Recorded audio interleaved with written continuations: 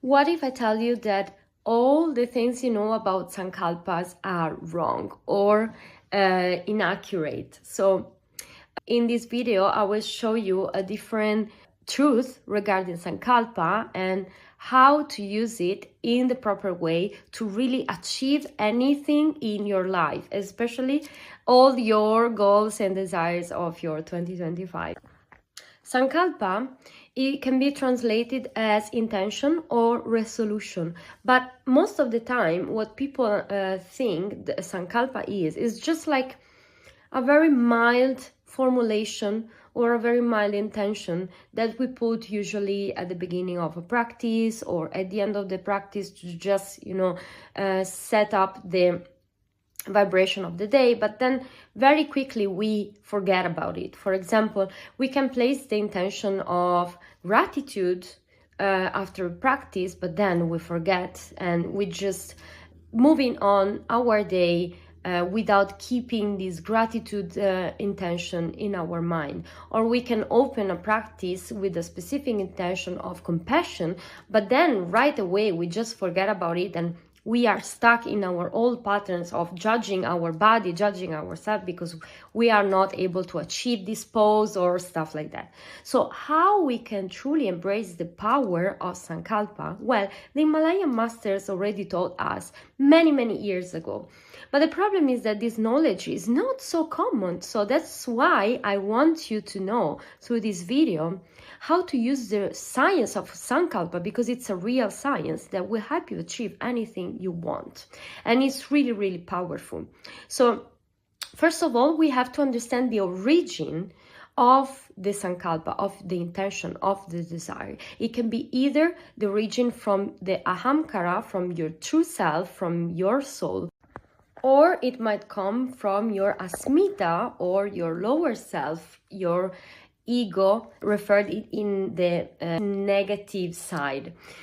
So the most powerful way to understand whether your desire is coming from the ego, Asmita, or the Ahamkara, true self, it's meditation. Meditation is helping you sharpen your intellect or buddhi to really understand and be completely honest with yourself and create this clearance of your mind. So we really understand, okay, I know that I put this desire because I wanted to fulfill something related to my ego or because my soul really requires me to do that. There are other ways, though, that will really help you to understand other than meditation. And I call them tricks because these are usually very straightforward. One is asking yourself, who is really benefiting this desire? Is it me or is it really someone else? Is it me or is my parent so that he's gonna be proud of me, or other people so that will think that I am successful? So asking yourself in a real honest way, who is benefiting this Sankalpa, this intention? The other way is to asking yourself why you are desiring this desire. And it goes on and on. It's not just one time that you ask yourself this question, but you ask multiple times why, to understand really the source of this desire. So why you want this car? Because you want to feel empowered. Why you want to feel empowered? Because you want something else, for example. So when you ask yourself why 2, 3, 4 times, then you understand and you go really to the core of your desire.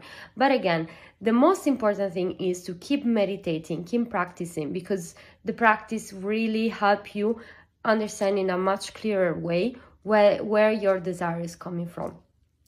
The second thing is formulating the desire in a way that is measurable and achievable. We don't work with feelings, we don't work with mild things, we don't work with the gray area. The desire that we want to set as a Sankalpa has to be really clear and methodical. So most the characteristic that it has to embody are the measurability and the time frame. So we have to understand in a specific time frame whether we achieve this Sankalpa or not. Otherwise, we don't understand. So, for example, one good Sankalpa is writing a book at a certain time frame of life, okay? So you want to write a book in 3 months, 6 months, 1 year. But it has to be something that you really understand, okay, at the end of the year, did I write the book or not? No? So in this way, you will understand whether you achieved this Sankalpa or not. If you just say, oh, I want to be more grateful, yeah, of course, you can also trick yourself and you say, yes, of course, I've been more grateful this year because of blah, blah, blah, but it's not something really concrete, really clear, that really allow you to be honest with yourself and to understand, okay, maybe there is something that I didn't do, okay. And the last thing is how you formulate your Sankalpa is also very important. There are 2 ways you can play with them and understand which one is for you. The first way is to write the statement as you already achieved it. So, for example, coming back to the book, I wrote this book by the end of the year, by December 15, for example. And you really imagine and visualize yourself that you achieved this goal, okay? And you write the statement as you already achieved it. The other way is to write the statement as our Himalayan master said, that is, I can, I will, I must write the book by the end of the year. Why we use I can, I will, I must? Because as you see, there is a crescendo, there is an intensity that is growing as you state this Sankalpa. Why? Because this is increasing your Sankalpa Shakti. Shakti means power, so it increases the power of your desire, because the more we increase the power of our desire, the easier will be for us to fulfill it and to really achieve it, okay? Now, coming to the last step, once you understand where this desire comes from, once you understand and really narrow it to something that can be measured and can be achieved, and once you have the formulation, the correct formulation of your desire, then it's time to work with that. How? Not by affirmation, reading it in front of your mirror or whatever is it. Not by working with your conscious mind. The Sankalpa works especially to rewire your subconscious. Why? Because most of the time is our subconscious mind that is sabotaging us, okay? Why we don't achieve certain things, it's not just because we are lazy or we are not enough powerful, but because there are some self-sabotages coming from the subconscious mind that we don't even know that they exist. Because the subconscious mind works on the background and we don't see it clearly. So the Sankalpa is a very powerful tool to help us align the conscious mind with the subconscious mind in one single streamline, so that we are fully integrated and aligned with what we want to realize. How do we work with the Sankalpa in order to align the subconscious and the conscious mind? It's very easy, again, but it requires repetition, it requires time and effort, but you can work with it in meditation, because in meditation we achieve a certain type of brain waves that lower the response of our conscious mind and that allow the subconscious to emerge. And when the subconscious mind emerges during the meditation, then we can place the seed of the Sankalpa. So when you know that you are in a high frequency of meditation, you are fully concentrated, fully one single pointed mind, then you can repeat your Sankalpa in your mind, so that this is gonna place the seed in your subconscious. Another way to work with the Sankalpa is through Yoga Nidra, because also Yoga Nidra helps to really change our state of mind, change our brain frequencies, so then we can place the Sankalpa in this kind of mental state to rewire our subconscious mind.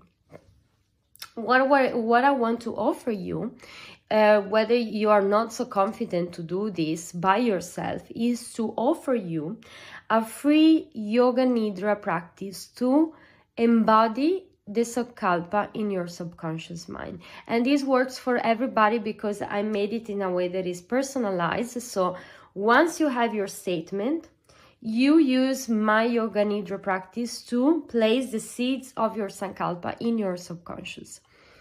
And what I recommend is to repeat this practice every single day for at least 40 days, because this is at least the amount of time that is really helpful for you to ingrain the benefits of the practice. Last one, but not least, what I forgot about the Sankalpa is that it cannot be too big or too small. It cannot be, the time frame cannot be too far away or too short. An ideal time frame goes between 3 to 18 months. And the action that you want to realize has to be not too big, because if we see it as too far away from where we are, then it's gonna be a struggle. It has to be a middle way first, because then once we achieve it, we will increase our power, and slowly, step by step, Sankalpa by Sankalpa, we fortify ourselves, we increase our self-confidence, and then yes, we can work with bigger goals and with bigger time frames. But first of all, let's start small, okay? So if you have any sort of question, please let me know. If you want to have your Yoga Nidra practice to kick off the 2025 in the best way possible, please reach me out, comment in this video Sankalpa, and I will send you the Yoga Nidra practice in DMs, in private chat.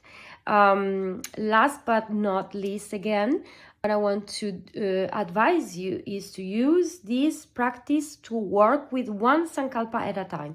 Don't do a lot of things at the same time. Just stick to one Sankalpa and take it until the end. Put all your effort or your energy until you have achieved it, and then move on to the next one. You can always use the same practice, but work with another different Sankalpa. Hope this helped, and let's meet in the comments below or in DMs, and I will look forward to share with you this powerful tool of Yoga Nidra practice for Sankalpa, so that you can achieve any goal in life that you want.